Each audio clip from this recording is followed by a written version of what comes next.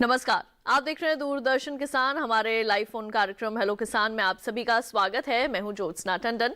Hello किसान एक ऐसा कार्यक्रम है जिसमें हम आपके लिए हर दिन लेकर आते हैं कुछ ऐसे विषय खेती किसानी से संबंधित जिसमें आपको खेती किसानी के अंदर लाभ मिल सके और आप इसके अंदर ज्यादा से ज्यादा मुनाफा भी हासिल कर सकें। आइए आपको बता देते कि हमारे आज के हेलो किसान का क्या विषय रहेगा।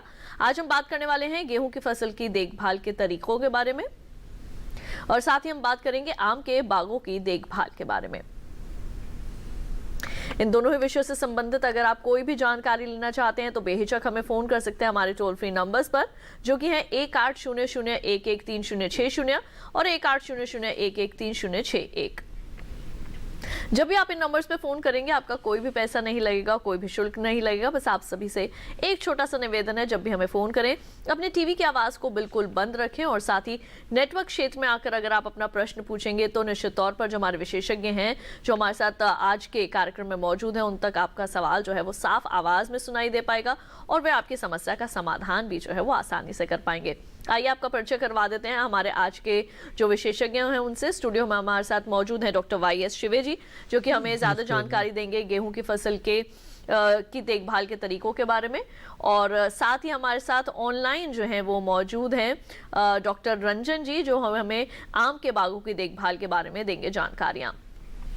और आप दोनों का ही बहुत बहुत स्वागत है हमारे कार्यक्रम में। आइए कार्यक्रम में चर्चा की शुरुआत करते हैं और सबसे पहले हम रुख करेंगे डॉक्टर शिवे का।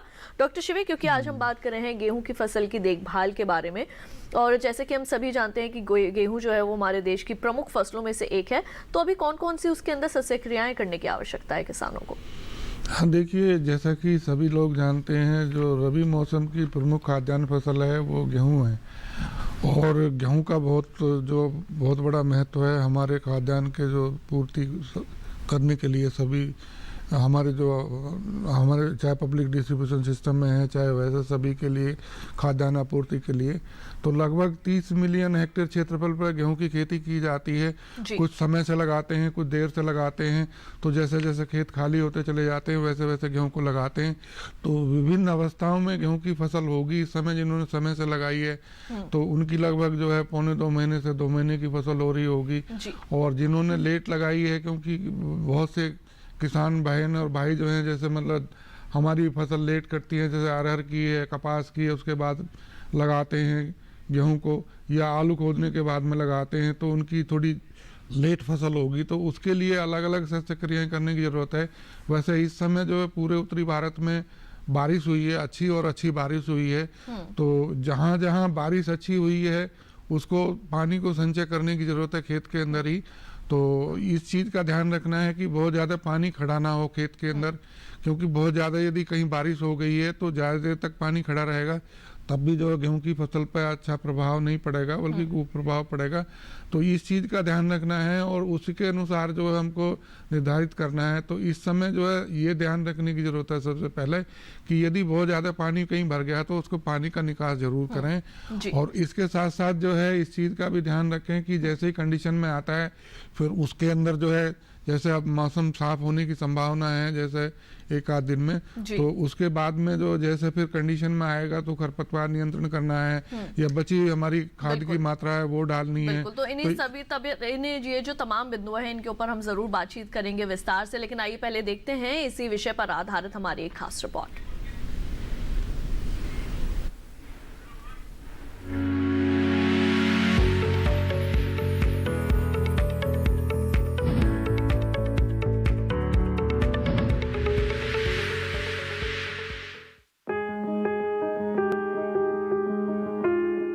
उत्तर भारत के राज्यों में गेहूं एक सिंचित फसल के रूप में उगाया जाता है, जबकि मध्य प्रदेश और महाराष्ट्र के ज्यादातर क्षेत्रों में गेहूं वर्षा द्वारा सिंचित फसलों में उगाया जाता है। कुल उत्पादन का लगभग 70% गेहूं केवल 3 राज्यों पंजाब, हरियाणा और उत्तर प्रदेश से ही प्राप्त होता है। इस समय खेतों में गेहूं की फसल लगी है। इसके साथ ही उत्तर भारत के कई राज्यों में बरसात की स्थिति भी है। ऐसे में गेहूं की फसल की देखभाल और इसमें समसामयिक कार्य करना काफी जरूरी है। किसान गेहूं में नाइट्रोजन की शेष 1/3 मात्रा का छिड़काव करें। भारी मिट्टी में 132 किलोग्राम यूरिया प्रति हेक्टेयर की टॉप ड्रेसिंग पहली सिंचाई के 4 से 6 दिनों बाद और बलुई दोमट मिट्टी में 88 किलोग्राम यूरिया प्रति हेक्टेयर की टॉप ड्रेसिंग पहली सिंचाई के बाद और 40 किलोग्राम नाइट्रोजन प्रति हेक्टेयर की टॉप ड्रेसिंग दूसरी सिंचाई के बाद उपयोग करें।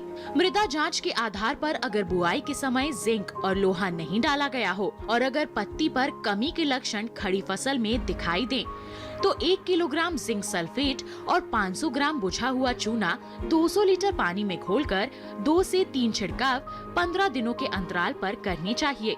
इसी तरह मैंगनीज की कमी वाली मिट्टी में 1 किलोग्राम मैंगनीज सल्फेट को 200 लीटर पानी में घोलकर पहली सिंचाई के 2 से 3 दिन पहले और आयरन सल्फेट 0.5% के घोल का छिड़काव करना चाहिए।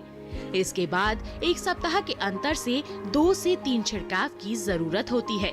छिड़काव साफ मौसम और खिली हुई धूप में ही करें।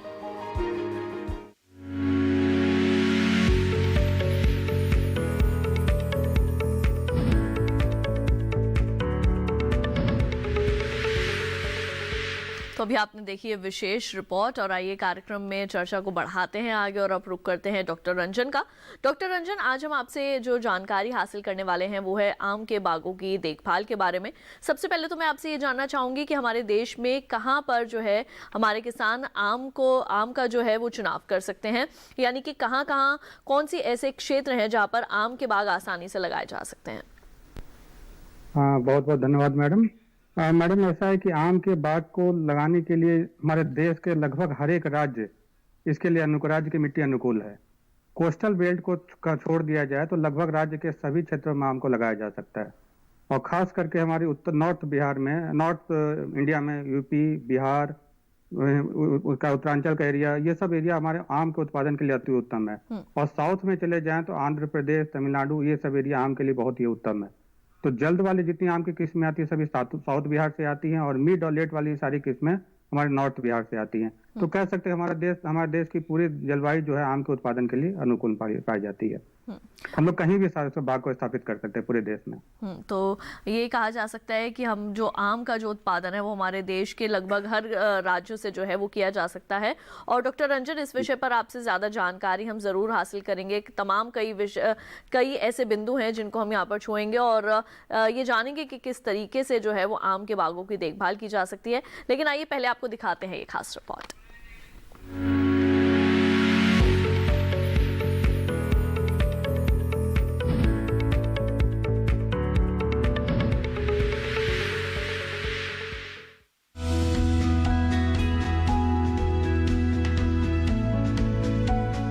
इस समय आम के बागों की देखभाल और उनमें समसामयिक कार्य जरूरी हैं। आम के नवरोपित बागों की सिंचाई और निराई गुड़ाई करें। पुराने बागों में भी इस समय निराई गुड़ाई और सफाई का काम करें। जनवरी में आम के पेड़ों में बौर आना शुरू हो जाता है, इसलिए किसानों को अच्छा उत्पादन पाने के लिए अभी से इसकी देखभाल करनी होगी। अगर जरा सी चूक हुई तो रोग और कीट पूरी फसल को नुकसान पहुंचा सकते हैं। भुनगा कीट का प्रकोप जनवरी-फरवरी से शुरू हो जाता है।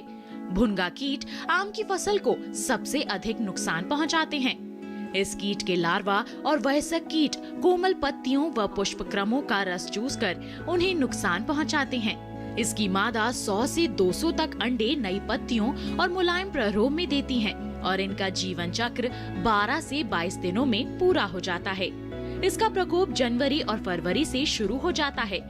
आम को भुनगा कीट से बचाने के लिए मोनोक्रोटोफॉस नामक रसायन की 4 मिलीलीटर मात्रा को 10 लीटर पानी में मिलाकर या कार्बेरिल 0.2% का छिड़काव करें। इसके अलावा बिवेरिया बेसियाना फफूंद के 0.5% घोल या नीम तेल 3000 ppm प्रति 2 मिलीलीटर प्रति लीटर पानी में घोलकर छिड़काव करने से भी राहत मिल जाएगी।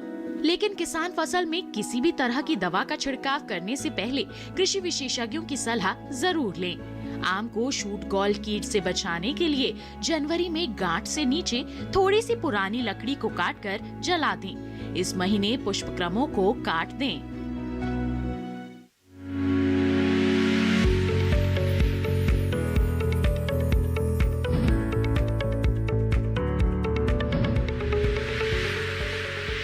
तो तो अभी आपने आम के बागों और इस विषय पर देखी एक खास रिपोर्ट, और आपको बता दें कि आज हम बात कर रहे हैं गेहूं की फसल की देखभाल के बारे में, और साथ ही आज जो हमारा विषय है वो है किस तरह से आपने आम के बागों की करनी है देखभाल।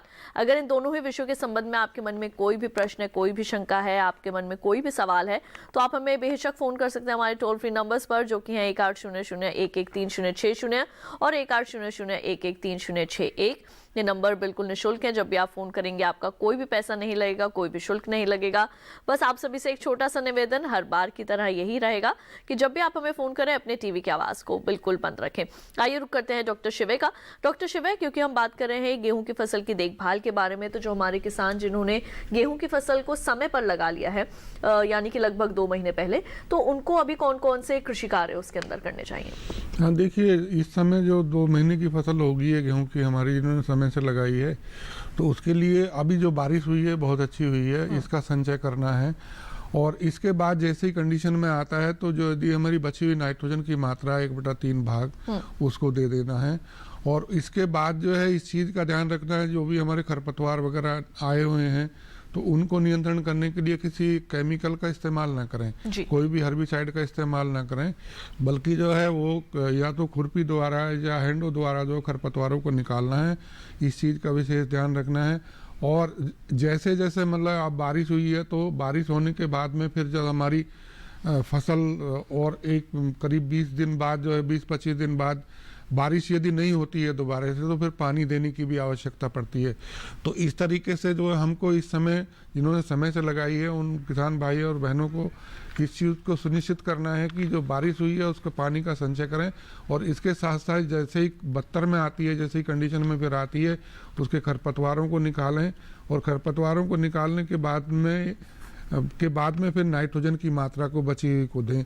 तो इस तरीके से ध्यान रखना। दूसरा ये है, कभी कभी इस चीज़ की भी निगरानी करने की ज़रूरत होती है कि कोई विशेष पोषक तत्व की कमी आ जाती है हमारी फसल के अंदर। यदि इस तरीके कोई भी लक्षण दिखाई देते हैं, विशेषकर हमारी जिंक की कमी है या मैग्नीज की कमी है, इन दोनों पोषक तत्व जो हैं, जो सूक्ष्म पोषक तत्व हैं, इनकी कमी हो जाती है, तो इनको देखने के लिए जो है अपनी फसल के खेत के अंदर जाएं और देखें। यदि किसी भी तरीके के लक्षण कमी के नज़र आते हैं तो उनको निदान करने के लिए जो आपको जिंक सल्फेट का पर्णीय छिड़काव करने की जरूरत पड़ती है। या मैग्नीज की कमी की, मैग्नीज विशेषकर पंजाब के अंदर जो मैग्नीज की डेफिशिएंसी देखी गई है, तो इनको दूर करने के लिए 0.5% जिंक सल्फेट या मैग्नीज सल्फेट का स्प्रे करने की जरूरत होती है। और इसके साथ साथ हम जो है चूना डालें लगभग 0.25% का, ताकि जो है हमारी किसी तरीके का फाइटोटॉक्सिक इफेक्ट ना हो। तो ये इन सब बातों की जरूरत पड़ती है किसानों को। डॉक्टर शिवे, हमारे साथ एक कॉलर जो है वो इस वक्त फोन लाइन पर मौजूद है। हमारे साथ मौजूद है राम प्रसाद जी, हनुमानगढ़, राजस्थान से। आइए उनका सवाल जो है वो कार्यक्रम में शामिल करते हैं। हेलो हेलो हेलो जी। राम प्रसाद जी नमस्कार, आपका बहुत बहुत स्वागत है कार्यक्रम में। अपना सवाल पूछिए, क्या जानना चाहते हैं? हाँ जी। राम प्रसाद जी, आपको हमारी आवाज मिल रही है? हाँ जी, मिल रही है जी। राम प्रसाद नाम है जी मेरा। जी, अपना सवाल पूछिए, क्या जानना चाहते हैं आप? गेहूं की पत्तियां पीली पड़ रही है जी। गेहूं की पत्तियां पीली पड़ रही हैं? हाँ जी। जी हाँ, देखिए, गेहूं की पत्तियां पीली पड़ रही हैं तो इसके 2 कारण हो सकते हैं। या तो बहुत ज़्यादा पानी भर गया है, उसकी वजह से भी, जैसे बारिश हुई है। बारिश हुई नहीं है जी, बिल्कुल ही बारिश नहीं हुई है। सिंचाई करी हुई है तो 15 तो कितने समय से आपको ये दिक्कत जो है वो सामने आ रही है? कितने समय से पीली पड़ रही हैं पत्तियां? 1 हफ्ते के लगभग जी। 1 हफ्ते के लगभग। अच्छा, ठीक है। पत्तियां पीली पड़ रही हैं तो उसमें नाइट्रोजन की कमी होगी। तो नाइट्रोजन की कमी को दूर करने के लिए जो है यूरिया का इस्तेमाल करें। यूरिया का इस्तेमाल करने के लिए इस चीज़ का ध्यान रखना है, सुबह नहीं डालना है जब वो पड़ती हुई होती है, बल्कि दोपहर के बाद में यूरिया का इस्तेमाल करना है। और यदि उससे भी ना जाए तो फिर जो है यूरिया का घोल बना के, और 2% घोल जो है, यानी कि 2 किलोग्राम जो है यूरिया लेकर 100 लीटर पानी में घोल बना के छिड़काव करना चाहिए। और घोल की मात्रा जो है 500 से 600 लीटर प्रति हेक्टेयर के हिसाब से जरूरत पड़ती है। तो इस तरीके से पत्तियां फिर जो है इनकी पीली नहीं पड़ेंगी, बल्कि पत्तियां जो हरी हो जाएंगी। तो ये कारण होगा, नाइट्रोजन की कमी होगी तो नाइट्रोजन की सप्लाई करनी है। बिल्कुल। तो राम प्रसाद जी, आपकी समस्या का समाधान जो है वो यहाँ पर डॉक्टर शिवे ने दे दिया है और हम उम्मीद करेंगे कि ये समाधान आपके जरूर काम आएगा। इसी के साथ ही कार्यक्रम हेलो किसान में वक्त हो चला एक छोटे से ब्रेक का। जल्द लौटेंगे वापस, कहीं मत जाइए, देखते रहिए दूरदर्शन के साथ।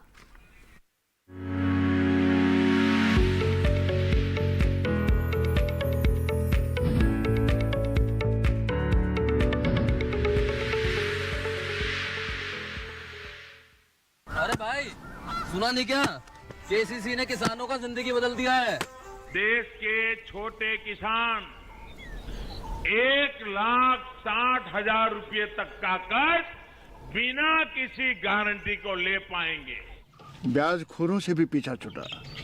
मैं तो जैविक खेती का पूरा सामान मंगा लिया। केसीसी का भी कोई दबाव नहीं है। ब्याज चुकाने के लिए पूरा 1 साल मिलता है। समय पर भुगतान करने पर केवल 4% के सालाना ब्याज पे लोन मिल गया मुझे। अपना आधार कार्ड, लेटेस्ट फोटो और जमीन के कागजात लेके अप्लाई करो बस। और नामांकन भरने के लिए जेब भी ढीली नहीं करनी पड़ी।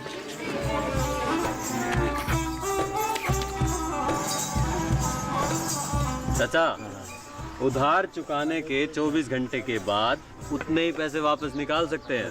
केसीसी ने किसानों की जिंदगी वाकई बदल दी है। तो आप भी किसान क्रेडिट कार्ड अपनाएं और सहजता से ऋण पाएं।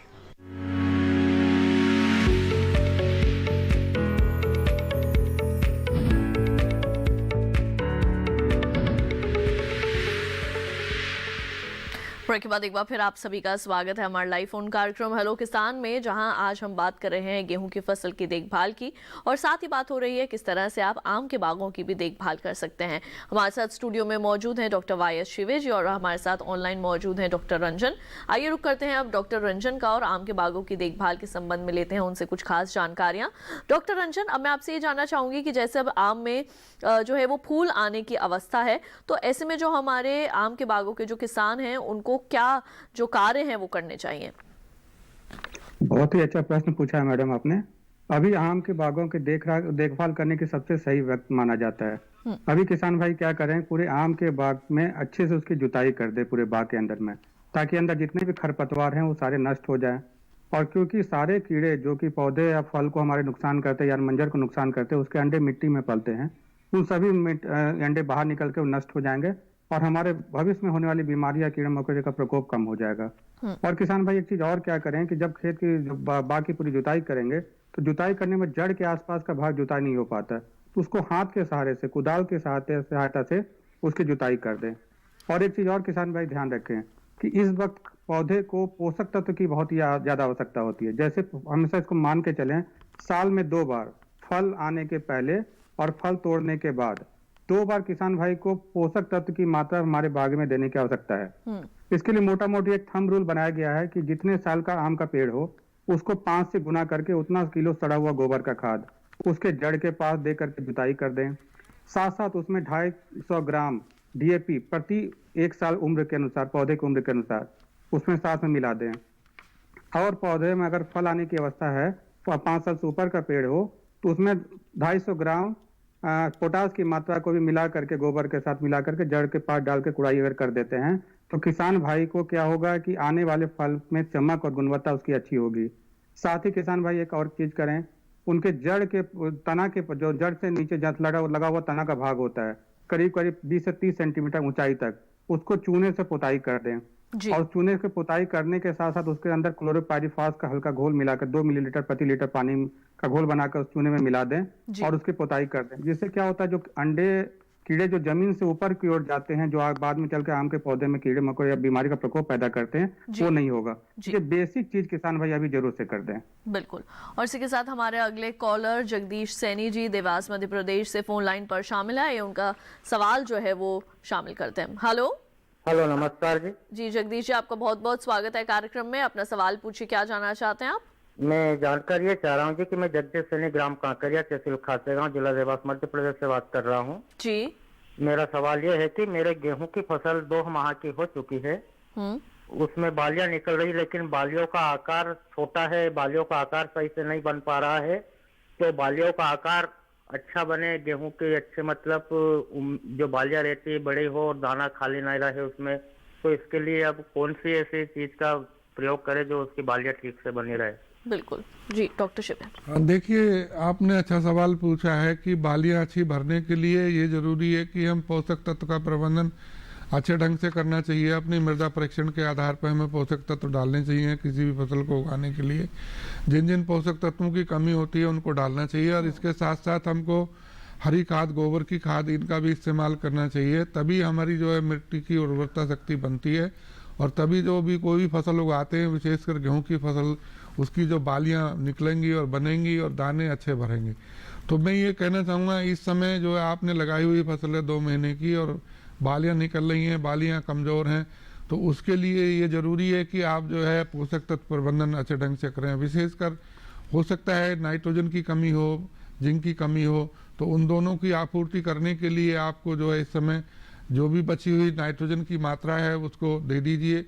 वैसे तो आपने पहले दे दी होगी, यदि फिर भी ऐसा लग रहा है कि आप नहीं दे पाए हैं तो इस समय दे सकते हैं, बालियां निकलने के समय दे सकते हैं बची हुई नाइट्रोजन की मात्रा को।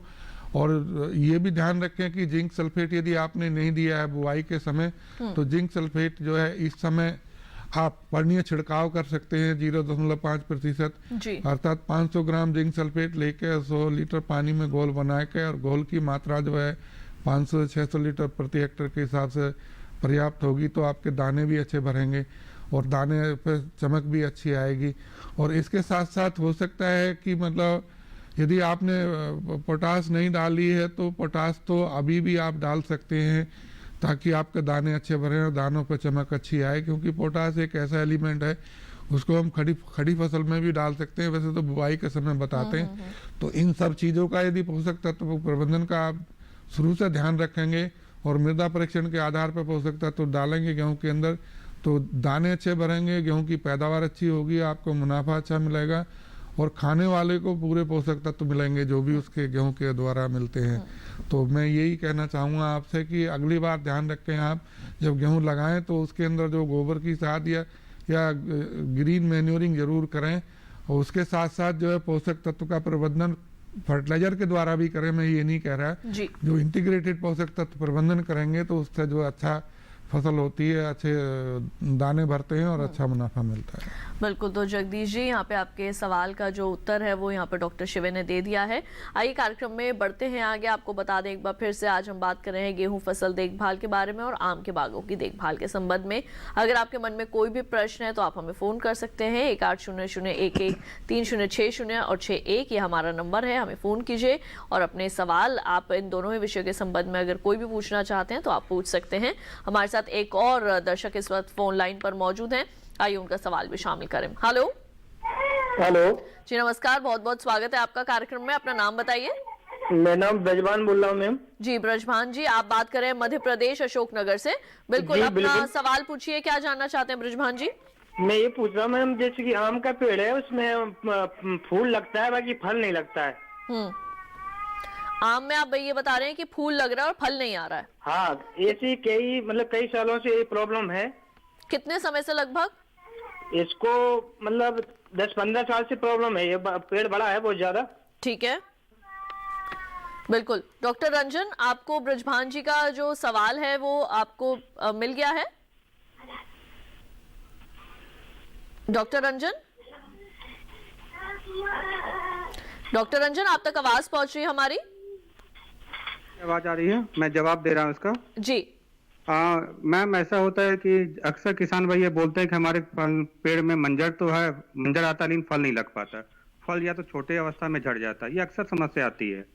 इसके पीछे सबसे मेन कारण होता है, किसान भाई को समझने की आवश्यकता है कि आम का पेड़ जैसे किसान भाई जहाँ लगाते हैं, अक्सर क्या होता है कि वो पहाड़ी क्षेत्र या पठारी क्षेत्र हो या नीचे पथरीली जमीन हो जाने के कारण उसका जड़ का फैलाव जमीन के अंदर तक नहीं जा पाता, तो पूरे अच्छे तरीके से पोषक तत्व मिट्टी से वो नहीं ले पाता। पहला कारण ये होता है।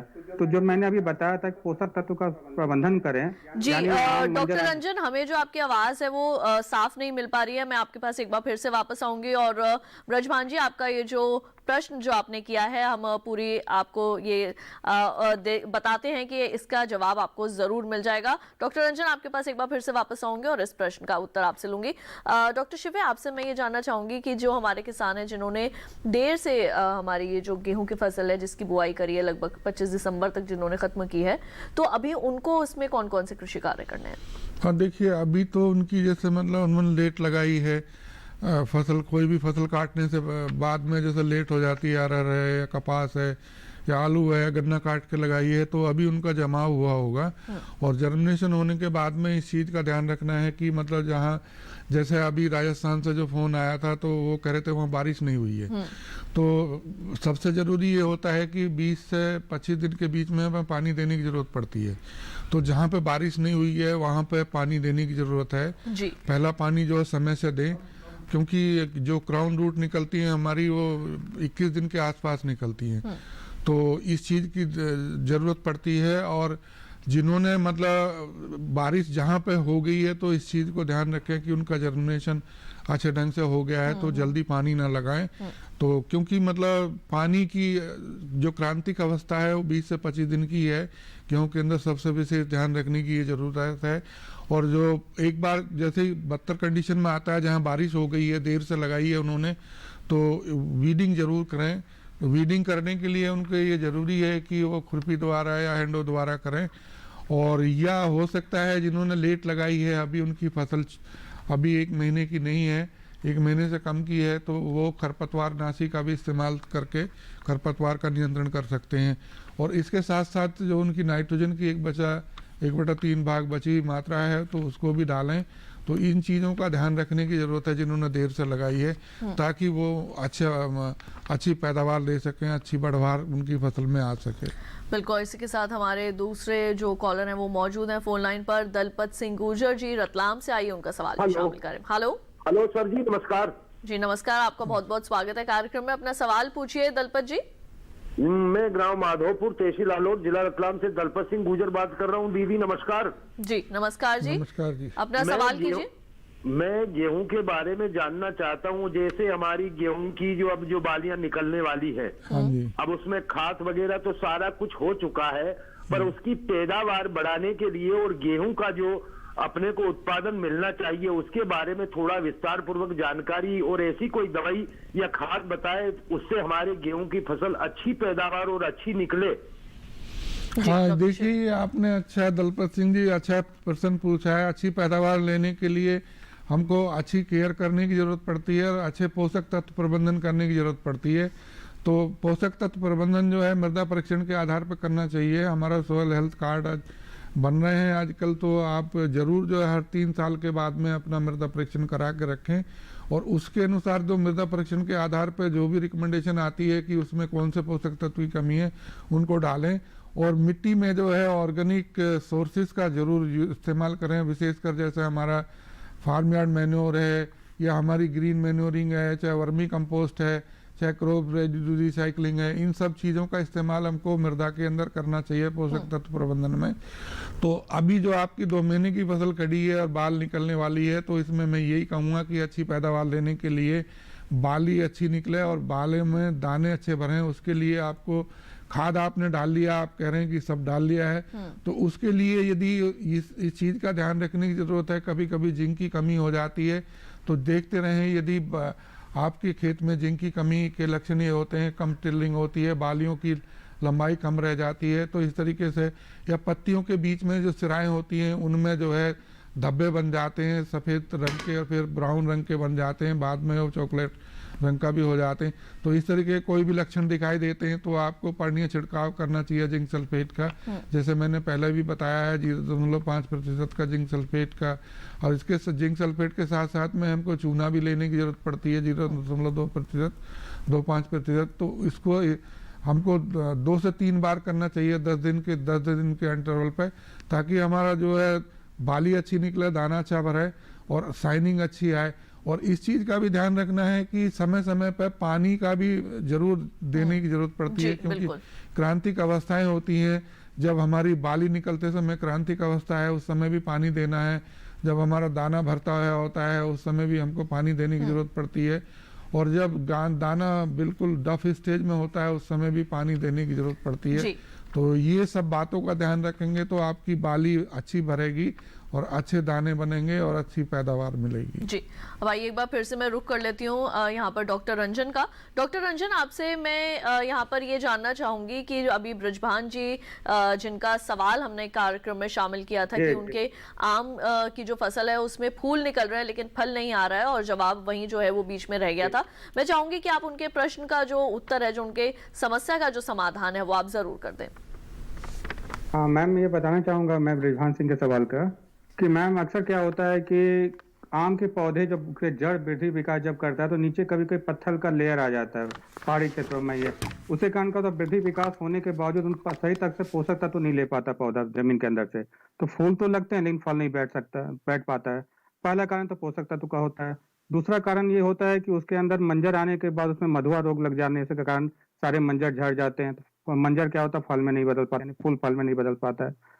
तो उन किसान भाई को ये क्या करना चाहिए कि सबसे पहले उनको पोषक तत्व का सही प्रबंधन, जैसे मैंने अभी बताया कि हर साल पौधे में साल में 2 बार फल आने के पहले यानी मंजर आने के पहले और फल तोड़ने के बाद 2 बार पौधे के उम्र के अनुसार 5 किलो सड़ा हुआ गोबर का खाद दे करके पूरे जड़ के पास कुड़ाई करें और साथ में 250 ग्राम DAP और 250 ग्राम पोटास मिला करके जड़ के पास दें। इससे क्या होगा कि पौधे के जो पोषक तत्व की कमी है वो पौधे की कमी दूर हो जाएगी जी, और साथ ही उस खेत की अच्छे से जुताई यानी बागीचे की अच्छे से जुताई करते हैं। दूसरा चीज किसान भाई करें कि जब मंजर आने के बाद फल मटर के आकार के दाने का होने लगे या उसके पहले मंजर निकलने फूल खिलने के पहले किसान भाई अगर उनके फल कभी नहीं लग रहा है 15 साल से, तो क्या करें, जैसे ही उनका फूल निकलने की अवस्था होती है, फूल खिलने के पहले किसान भाई पूरे पौधे के ऊपर एक इमिडाक्लोप्रिड दवा होता है उसका छिड़काव कर दें। ये दवा की मात्रा होती है 2 मिलीलीटर दवा 5 लीटर पानी में। ठीक है, इसका अगर वो छिड़काव कर देते हैं और जमीन के आसपास जो तना के ऊपर मैंने बताया था वो चूने का लेप कर देते हैं, ये 2 क्रिया करने से क्या होगा, मधुआ रोग की समस्या नहीं आएगी। और जब हम पोषक तत्व प्रबंधन करेंगे तो पोषक तत्व भी पौधे को सही तरीके से मिलने लगेगा। तो मैं गारंटी के साथ ये कह सकता हूँ कि किसान भाई को फिर उत्पादन में दिक्कत नहीं है कि उनका सही फल आने लगेगा, मंजर आने के बाद फूल के बाद फल भी बदलने लगेगा। बिल्कुल। तो ब्रजभान जी, हम उम्मीद कर रहे हैं कि अभी आप ये कार्यक्रम देख रहे होंगे और आपकी समस्या का जो समाधान है वो डॉक्टर रंजन ने कर दिया है। अब आइए हम कार्यक्रम में शामिल करते हैं हमारा अगला कॉल जो किया है हमें रमिता देवी जी ने सहारनपुर से। आइए जानते हैं कि उनका प्रश्न क्या है। हेलो रमिता जी, आपका बहुत बहुत स्वागत है कार्यक्रम में। अपना सवाल पूछिए, क्या जानना चाहती हैं आप? मैं ये पूछना चाहती हूँ, हमें आम का बाग लगा रखा है, उसमें जो छोटे पेड़ हैं हमारे आधे खेत में भी सारे पेड़ सूख गए नीचे से ऊपर तक। टूट गए हैं आपके सारे पेड़? हाँ जी, और जो बड़े पेड़ हैं वे ऊपर से ऐसे हो गए सूख के जैसे लकड़ी होगी और सूख गए भी कम आ रहे। बिल्कुल। कितने समय से लग रही है आपको ये समस्या? ये ऐसे हो गए जी 3-4 साल से। 3-4 साल हो गए। डॉक्टर रंजन, क्या समाधान देंगे? पेड़ जो है वो सूख रहे हैं। मैडम, पेड़ सूखने के 2 कारण होते हैं। पहला, उनको ये देखना होगा कि सूखने की समस्या अगर उनके ऊपर के तना के ऊपर के भाग से आ रही है तो समझिए डायबैक समस्या है। अगर वो पौधा कंप्लीट जड़ से सही से पूरा पौधा ही सूख जा रहा है तब वो जमीन के नीचे की समस्या है। तो अगर दोनों में कोई भी तरीके से पौधा सूख रहा हो तो सबसे पहले किसान भाई को क्या करना होगा, मिट्टी में फफूंदनाशक दवा का ड्रेंचिंग, अगर नीचे से पौधा सूख रहा हो तो नीचे में ड्रेंचिंग करने का मतलब पौधे के जड़ के आसपास हल्का हल्का छेद बना करके कार्बेंडाजिम का घोल बना करके 2 ग्राम प्रति लीटर पानी में घोल बनाकर उनके जड़ के आसपास छेद करके उसको जड़ में डालें। अगर पौधा ऊपर से सूख रहा हो, उसका तना ऊपर से सूखता आ रहा हो, तो सबसे पहले किसान भाई क्या करें, जहां तक सूखा हो उसके नीचे 5 सेंटीमीटर नीचे से उसको काट दें और पूरे पौधे के ऊपर ब्लू कॉपर दवा आती है, 2 ग्राम दवा प्रति लीटर पानी में घोल बना करके 10 दिन के अंतराल पे 3 बार छिड़काव करें। इससे ये सूखने की समस्या उनकी रुक जाएगी। अगर पूरे खेत में ये समस्या आ रही है तो किसान भाई ये कर सकते हैं कि खेत में जो भी सिंचाई, जब भी पानी की सिंचाई करे तो पानी के घोल के साथ ही कार्बेंडाजिम या ब्लू कॉपर का भी मिश्रण मिला करके खेत में फैला दें। इससे उनके फफूंद जनित जितनी बीमारियां होंगी, मिट्टी जनित बीमारियां जो फफूंद के कारण होती है, उस समस्या का समाधान हो जाएगा। जी बिल्कुल। तो रनिता जी, हम उम्मीद करेंगे कि आपकी जो समस्या है उसका समाधान डॉक्टर रंजन ने कर दिया है। और आज हम बात कर रहे हैं गेहूं फसल की देखभाल के बारे में और साथ ही हम बात कर रहे हैं किस तरह से आपने करनी है आम के बागों की देखभाल। इन दोनों विषयों के संबंध में अगर आप कोई भी प्रश्न पूछना चाहते हैं तो हमें फ़ोन कर सकते हैं, लेकिन कार्यक्रम में वक्त हो चला है एक और छोटे से ब्रेक का। जल्द लौटेंगे वापस और चर्चा को बढ़ाएंगे आगे। आप देखते रहिए दूरदर्शन के साथ।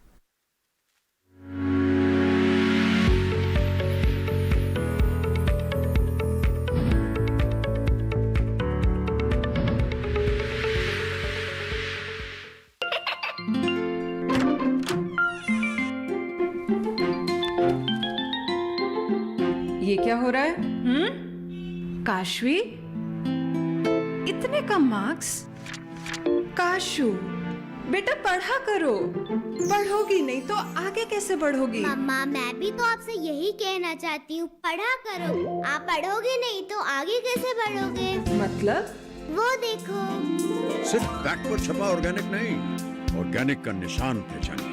पीजीएस ऑर्गेनिक का ये लोगो उन किसानों की पहचान है जो आज भी परंपरागत विधि से रसायन मुक्त खेती कर आपके लिए शुद्ध फसल उपजा रहे हैं। अब समझे मम्मा, अगर मैं प्योर ऑर्गेनिक फूड नहीं खाऊंगी तो अच्छे मार्क्स कहाँ से लाऊंगी? अच्छा बच्चों, जैविक खेती की इस मुहिम को आगे बढ़ाइए, शुद्ध ऑर्गेनिक अपनाइए।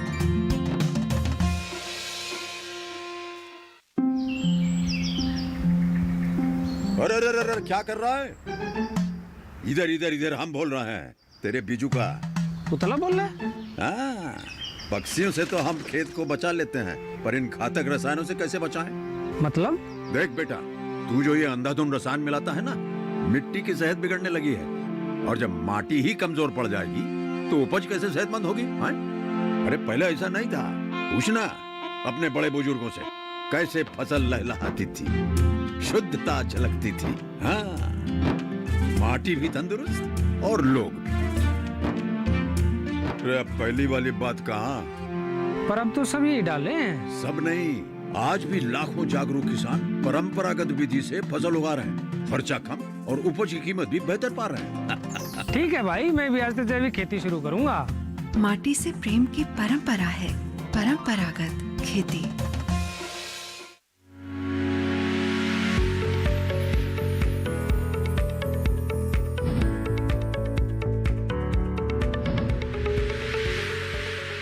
ब्रेक के बाद एक बार फिर आप सभी का स्वागत है हमारे लाइव फोन कार्यक्रम हेलो किसान में, जहां आज हम बात कर रहे हैं गेहूं फसल की देखभाल और आम के बागों की देखभाल के बारे में। आइए कार्यक्रम में चर्चा को आगे बढ़ाते हैं और रुख करते हैं डॉक्टर शिवे का।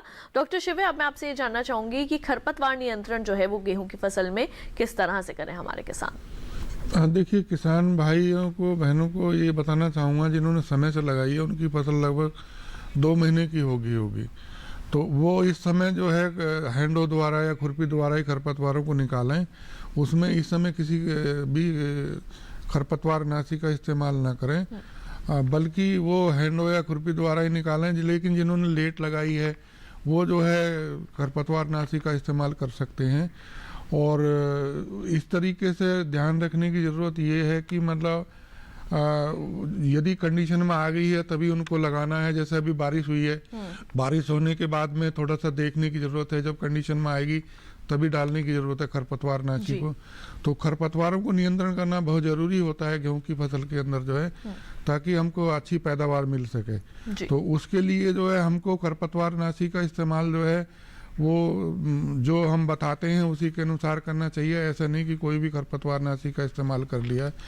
तो विशेषकर जो है गेहूं के अंदर जैसे हम बताते हैं कि सल्फा सल्फ्यूरोन आती है दवा, और सल्फा सल्फ्यूरोन जो है इसकी 25 ग्राम मात्रा प्रति हेक्टेयर के हिसाब से बहुत होती है, तो उसको इस्तेमाल करना चाहिए।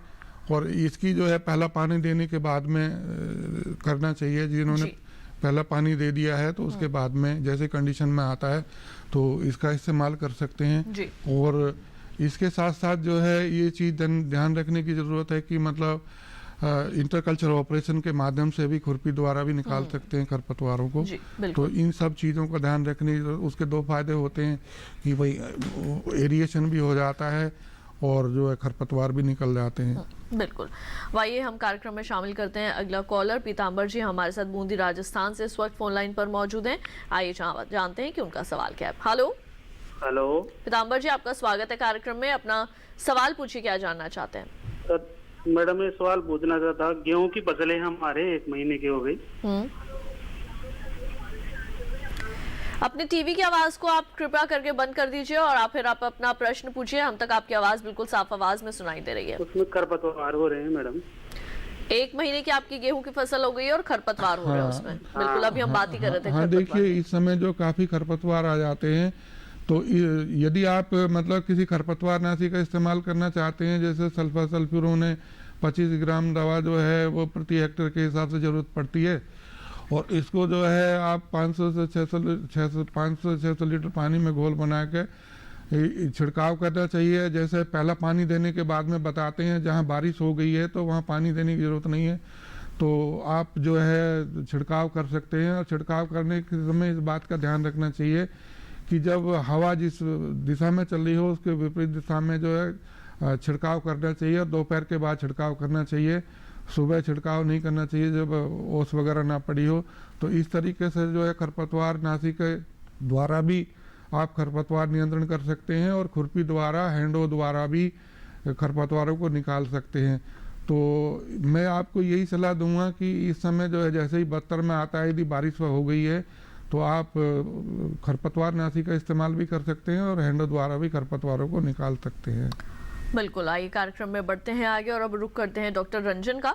डॉक्टर रंजन, आपसे हम जानकारी ले रहे हैं आम के बागों की देखभाल के बारे में, तो अब मैं आपसे ये जानना चाहूंगी कि हर महीने किस तरह से आम के बागों की देखभाल करनी है हमारे जो किसान हैं उन्होंने। किसान भाई के लिए बहुत अच्छा सवाल आपने पूछा है मैडम। अब जैसे किसान भाई को एक कैलेंडर बना लेना चाहिए, पूरे साल का कैलेंडर।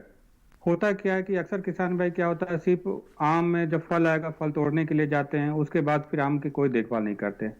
तो किसान भाई इस चीज को मान के चले कि जब भी उनका अर्ली मिड लेट यानी जल्दी आने वाली, मध्य में आने वाली और देर से आने वाली किस्म कोई भी वैरायटी अगर लगाए हो, तो आम तोड़ने के जस्ट बाद से वो अपनी क्रिया करनी शुरू करें।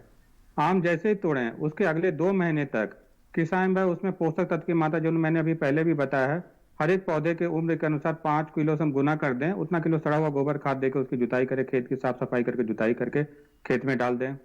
उसके बाद किसान भाई क्या करें, हर एक महीने पौधे के का बागा निरीक्षण करते रहें। अक्सर क्या होता है किसान भाई के पौधे के पत्तों में बहुत सारी समस्या आती है, लेकिन उसका निदान उस वक्त नहीं करते, बाद में वो समस्या बहुत बड़ी हो जाती है। जैसे उनके क्या होता है, पत्ते ऐसे काले पड़ने लगते हैं, काले पत्तों पर धब्बे पड़ने लगते हैं। और ये धब्बे का असर क्या होता है कि जब किसान भाई का आम तोड़ने की अवस्था आती है, जब तोड़ के किसान भाई 2 या 4 दिन के लिए रखते हैं, तो आम में देखिएगा काले काले धब्बे बनने लग जाते हैं। इसके कारण क्या होता है कि पूरे आम की मार्केटिंग खराब हो जाती है। तो किसान भाई इनको देख रेख के लिए क्या चाहिए कि आम में हर एक महीने में और 1 महीने से लेकर 2 महीने के बीच में एक बार कीटनाशक और एक फफूंदनाशक दवा का छिड़काव नियमित अंतराल पे पौधे के ऊपर करते रहे। हर एक 1.5 से 2 महीने के ऊपर एक बार करते रहे। कीटनाशक में या तो क्लोरोपाइरीफॉस का 1 महीने बाद क्लोरोपाइरीफॉस का छिड़काव करें 2 मिलीलीटर 1 लीटर पानी में घोल बना करके। उसके अगले बार में इमिडाक्लोपिड का छिड़काव करें 2 मिलीलीटर दवा 5 लीटर पानी में घोल बना के। और साथ में एक फफूंदनाशक दवा जैसे कि कार्बेंडाजिम हो गया, एक बार ब्लू कॉपर। तो अलग अलग बदल के दवाइयों का छिड़काव करते रहेंगे।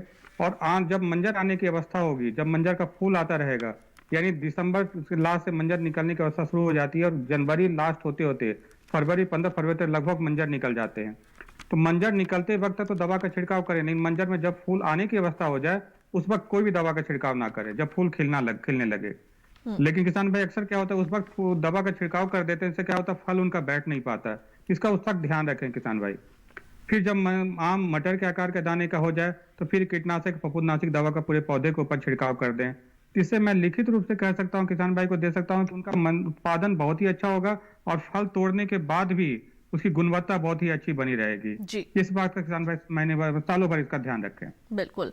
हमारे अगले कॉलर भीष्म पाल शर्मा जी एटा उत्तर प्रदेश से हमारे साथ फोन लाइन पर मौजूद हैं, आइए उनका सवाल शामिल करें। हेलो। हाँ जी भीष्म पाल जी, आपका बहुत बहुत स्वागत है कार्यक्रम में। अपना सवाल पूछिए, क्या जानना चाहते हैं आप? जी, गेहूं की फसल में खरपतवार इतना है कि जो है परेशान हूँ मैं, कौन सी दवाई लगाई है? हमारे यहाँ पनिया घास बोलते हैं। बिल्कुल। ये कितने दिन की फसल होगी आपकी? हमारी 1 महीने की फसल हो गई है। हाँ देखिए, 1 महीने की फसल हो गई है। आप अब थोड़ा बारिश भी हो गई है, तो मैं ये बताना चाहूँगा, वैसे तो अच्छा रहता है कि खुरपी द्वारा या हैंडो द्वारा खरपतवारों को निकालें। यदि उससे नहीं निकालना चाहते आप दवाई सर दवाई जो है, हाँ दवाई बता दीजिए कोई ऐसी कि जो है यहाँ दवाई मिल नहीं पाती ओरिजिनल, क्या करें? हाँ दवाई बता रहे हैं, बिल्कुल समाधान आपको दे रहे हैं डॉक्टर। सल्फर सल्फ्यूरोन जो है 25 ग्राम दवा जो है, और 4 ग्राम जो मेट सल्फ्यूरोन। सल्फर सल्फ्यूरोन जो है वो संकरी पत्ती वाले खरपतवार हैं, जैसे हमारा गेहूं का मामा, गुल्ली डंडा या जही, जंगली जही, इनके लिए है। और चौड़ी पत्ती वाले खरपतवारों के लिए मेट सल्फ्यूरोन होती है, जिसकी 4 ग्राम मात्रा ही प्रति हेक्टेयर के हिसाब से पर्याप्त होती है। जैसे हमारा बथुआ, खरबथुआ, चटरी मटरी है, प्याजी है, सेंजी है, ये चौड़ी पत्ती वाले खरपतवारों के लिए नियंत्रण करने के लिए इन दोनों को मिला लेंगे। 25 ग्राम जो सल्फर सल्फुरोन, 4 ग्राम जो है मैट सल्फुरोन को, तो 500 से 600 लीटर पानी में घोल बना के छिड़काव करेंगे तो आपके दोनों तरीके के खरपतवार जो हैं, संकरी पत्ती वाले खरपतवार और चौड़ी पत्ती वाले खरपतवार, दोनों का नियंत्रण हो जाएगा। लेकिन इनको ये ध्यान रखने की जरूरत ये है कि हमको 35 दिन से पहले पहले डालना, बाद में नहीं डालना है, क्योंकि यदि 35 दिन से ज्यादा की फसल हो जाती है फिर इतनी इफेक्टिव नहीं होती है, फिर गेहूं पर प्रभाव पड़ता है। तो मैं समझता हूँ यदि इन दोनों दवाइयों को मिला के डालेंगे तो आपके खरपतवार का नियंत्रण हो जाएगा। बिल्कुल, तो हम उम्मीद करेंगे कि आपके जो समस्या है उसका समाधान डॉक्टर शिवे ने आपको दे दिया है। और इसके साथ ही कार्यक्रम में वक्त हो चला है एक और छोटे से ब्रेक का। जल्द लौटेंगे वापस, कहीं मत जाइए, देखते रहिए हमारा लाइव फोन इन कार्यक्रम हेलो के साथ।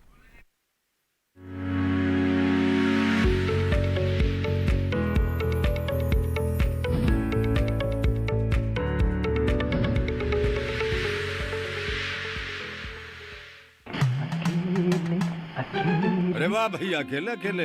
अरे तू भी ले, पर खाएगा कैसे? मैं ऑर्गेनिक खेती की बात कर रहा रे बेटे। अकेले अकेले खेती कब तक करेगा? मतलब गांव में 20-25 किसानों का समूह बना के पंजीकरण करवा ले, फिर सरकारी ट्रेनिंग भी मिलेगी और मुफ्त जैविक बीज खाद भी।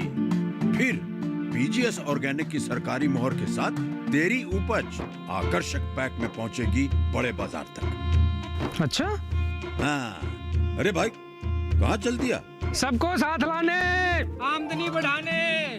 तो किसान भाई समझ गए ना?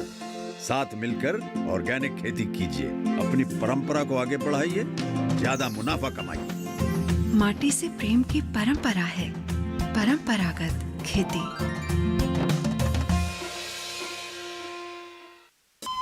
अरे सुन तो। मुझे क्या सुनाना चाहते हो? जो सुनाओ मेरी सौतन को। किसको? अरे वही तुम्हारा मोबाइल फोन जिससे सुबह शाम दिन रात चिपके रहते थे और कहते थे किसान कॉल सेंटर से बातें हो रही हैं। अच्छा ये बात है। हाँ, क्यों? क्या हुआ? अब बात नहीं होती क्या? अब तो झट से बात हो जाती है। ऐसा क्या? हाँ, अब तो ज्यादा लाइनें और खास तकनीक के कारण खेती के माहिरों से तुरंत बात हो जाती है। और अगर कभी लाइन व्यस्त हो तो अपनी समस्या फोन पर रिकॉर्ड करा दो, वहाँ से फोन आ जाता है और समस्या की हल का मैसेज भी आ जाता है। ये देखो आ गया। अरे वाह, इसका मतलब इंतजार की घड़ी अब खत्म। हाँ। तभी मैं सोचूं कि आजकल मुझ पर इतना प्यार क्यों आ रहा है। कृषि संबंधी समस्याओं का अपनी भाषा में तुरंत हल पाने के लिए पूरे भारत में किसी भी फोन से हेल्पलाइन नंबर पर संपर्क करें। किसानों का दोस्त किसान कॉल सेंटर।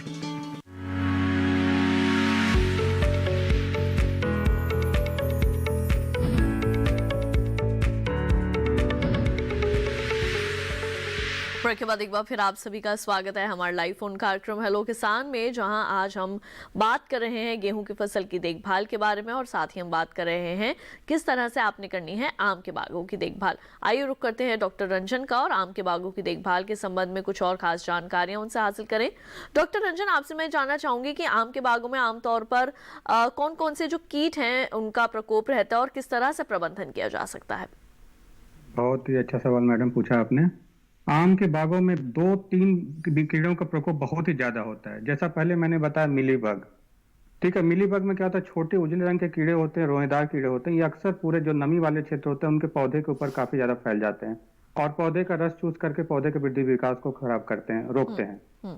इसके लिए किसान भाई क्या करें कि क्विनल फॉस दवा आती है, क्विनल फॉस की 2 मिलीलीटर दवा प्रति लीटर पानी में घोल बना करके पौधे में पर छिड़काव करेंगे तो ये मिलीबग का नियंत्रण हो जाएगा। अभी दूसरी बीमारी आती है मधुआ की, तो किसान भाई अक्सर मधुआ के नाम से जानते हैं इसको, और ये हॉपर, इसको इंग्लिश में हॉपर भी कहते हैं। जो अभी मंजर जैसे ही आता है, मंजर से फूल से फल बनने की जब अवस्था आती है, इस समय हॉपर का प्रकोप बहुत ज्यादा आता है। तो इससे बचने के लिए किसान भाई क्या करें कि इमिडाक्लोपिड की 2 मिलीलीटर मात्रा 5 लीटर पानी में घोल बना के छिड़काव करें। क्योंकि मधुआ रोग के कारण क्या होता है, इसका लक्षण जो होता है पूरे पत्ते चमकीले दिखेंगे, दूर से चमकीले दिखते हैं, क्योंकि इसका रस चूस करके रस पत्ते के ऊपर फैल जाते हैं और दूर से पौधे पूरा चमकीले दिखते हैं और उसके ऊपर धीरे धीरे करके ब्लैक मॉड यानी काले रंग के फफूंद का भी असर हो जाता है। तो इसको नियंत्रित करने के लिए मैंने जैसे कहा, बाग की सफाई करें और इमिडाक्लोपिड का छिड़काव करें। और तीसरा जो महत्वपूर्ण बीमारी जो आज के पौधे किसान भाई इसको पकड़ नहीं पाते और अक्सर होती है बड़े बड़े पेड़ों में ये होती है तना छेदक की समस्या। इसमें क्या होता है, तना के ट्रंक में उनके जो तने होते हैं उसके छेद कीड़े क्या करते हैं, छेद कर देते हैं और दूर से एक छोटा सा छिद्र दिखता है और पूरे के पूरे पौधे अंदर ही अंदर सूख जाते हैं या खोखले हो जाते हैं। तो किसान भाई इसके लिए क्या करें, बागों का नियमित रूप से जाकर निरीक्षण करें। कहीं भी पौधे में छेद दिखे, उनके तना के ऊपर में छिलके के ऊपर कहीं छेद दिखे तो उस साइकिल के सीख से क्या करें, उस छेद के अंदर पहले अच्छे से उसकी सफाई करें जी। और उसके बाद एक रुई में पेट्रोल या किरासन तेल डाल करके उसके अंदर रुई को डाल दें, छेद के अंदर ऊपर मिट्टी से बंद कर दें। इससे क्या होगा, जो तना छेदक कीड़े होते हैं उसके अंदर ही मर जाएंगे और पौधे के अंदर जो सूखने की समस्या और अंदर खोखले करने की समस्या होती है उसे निदान पा सकते हैं। ये जो मुख्य समस्या किसानों भाई को सबसे ज्यादा यही होती है, जिसके कारण उनकी सारी समस्याओं का जड़ इसको कह सकते हैं यही है। बिल्कुल। और आइए हमारे अगले कॉलर इस वक्त हमारे साथ फोन लाइन पर मौजूद हैं ब्रजेश कुमार जी, राजस्थान से हमारे साथ अजमेर से मौजूद है। आइए उनका सवाल शामिल करते हैं। हेलो,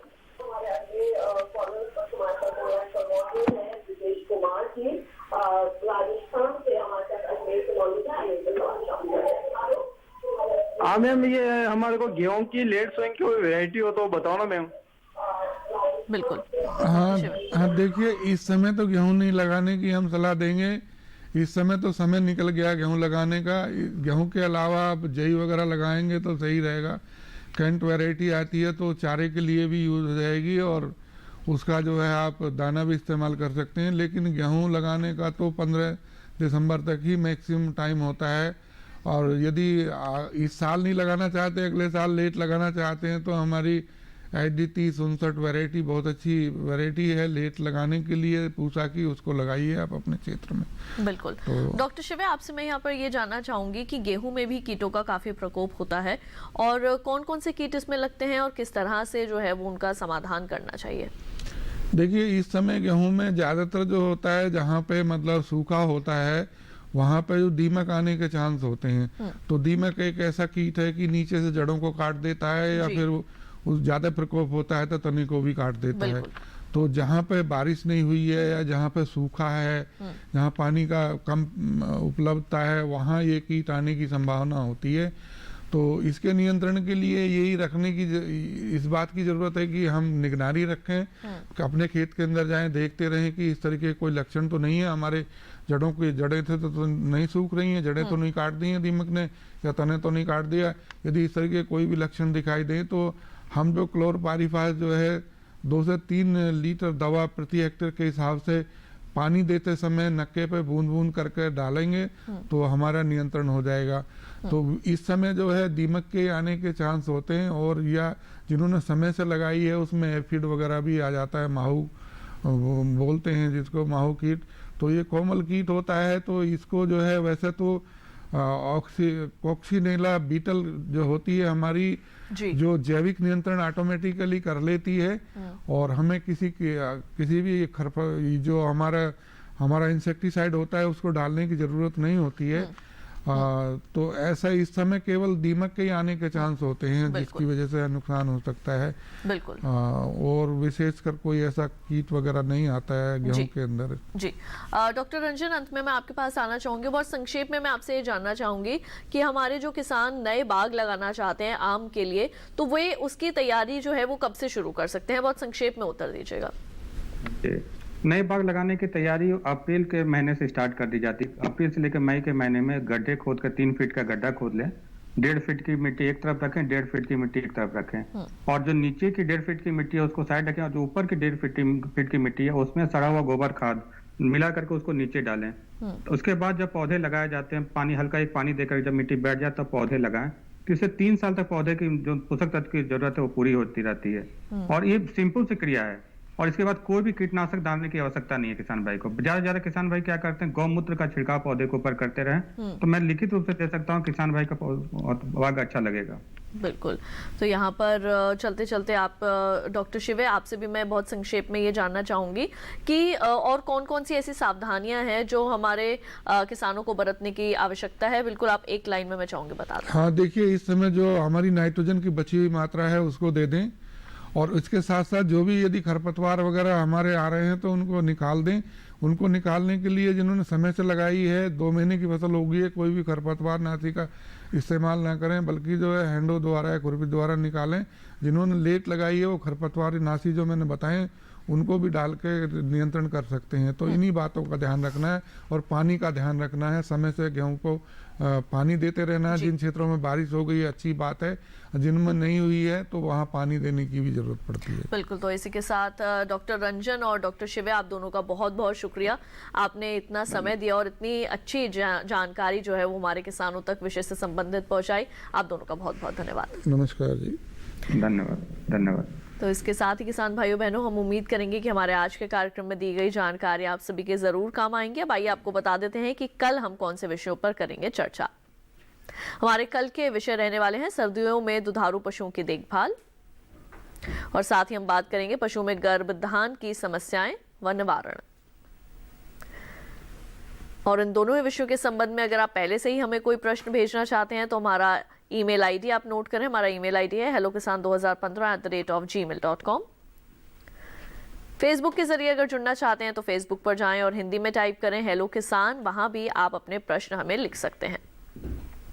और दूरदर्शन किसान का कॉल सेंटर नंबर आप जानते ही हैं, 1800-113060। ये नंबर आपके लिए उपलब्ध रहता है सोमवार से शनिवार सुबह 6 बजे से रात 10 बजे तक। यहाँ भी आप अपने प्रश्न हमें रिकॉर्ड करवा सकते हैं। तो आज के लिए केवल इतना ही, कल फिर आप सभी से होगी मुलाकात। तब तक के लिए मुझे दीजिए इजाजत। आप देखते रहिए दूरदर्शन किसान। नमस्कार।